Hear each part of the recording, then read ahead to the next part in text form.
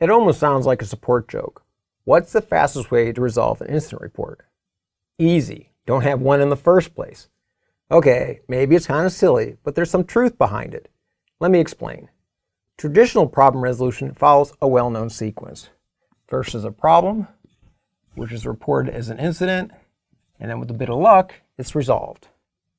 For example, a problem might be something like a service failing due to a bug or resource constraint. An incident report is when a user complains that an application isn't working. The sequence ends when the incident report is finally closed.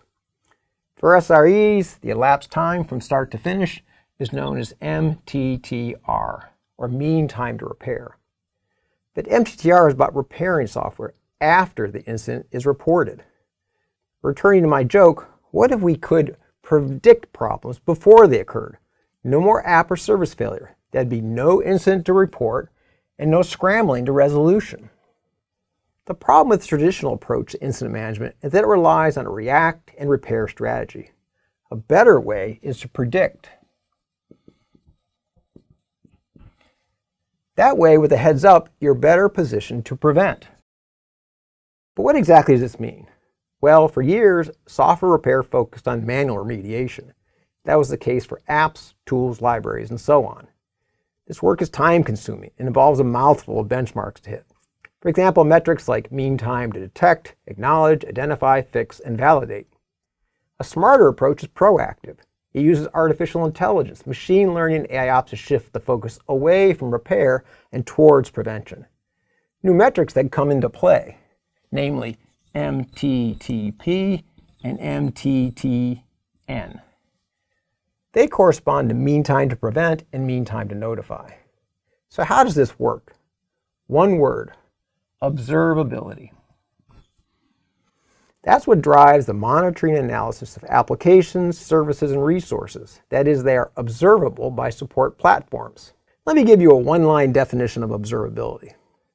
Observable systems provide telemetry data about their activities so others can monitor them and help with diagnosis if problems arise. Now, taking a step back, there are two primary sources of IT problems that create headaches: operational and functional. Both categories require trained staff, and let's be honest, they're potentially overburdened or underskilled. Operational issues occur when there's an application components that are working, but the infrastructure problem is dragging down performance. For example, things like insufficient CPU, memory storage, and network bandwidth. Then there's functional issues. That's stuff like bugs, authentication failures, and deployment problems. A functional issue may start with one service, but because of interdependencies, failures can quickly cascade across the entire application transaction path. But whether they're operational or functional, these problems can become particularly complex in a cloud-native or hybrid cloud environment. This is doubly true if your organization is weighed down by technical debt or legacy applications and infrastructure. But an observability platform that supports precise, automated operational and functional software remediation cuts through the noise and delivers end-to-end visibility. This means you can stop reacting and start preventing. Of course, there are many observability platforms. When evaluating which is the best to fit your organization, look for these must-haves. I'll put them in three broad categories: problems, remediation, and visibility. To weigh your options, ask yourself these questions. Does it help prevent problems by handling them before they are reported as incidents? Does it help with fast remediation by notifying you when it's needed and without noise? And does it provide end-to-end visibility by identifying patterns and anticipating problems? The Instana Enterprise Observability Platform delivers all this and more.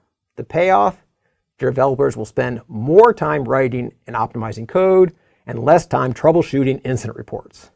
To learn more, check out the links below.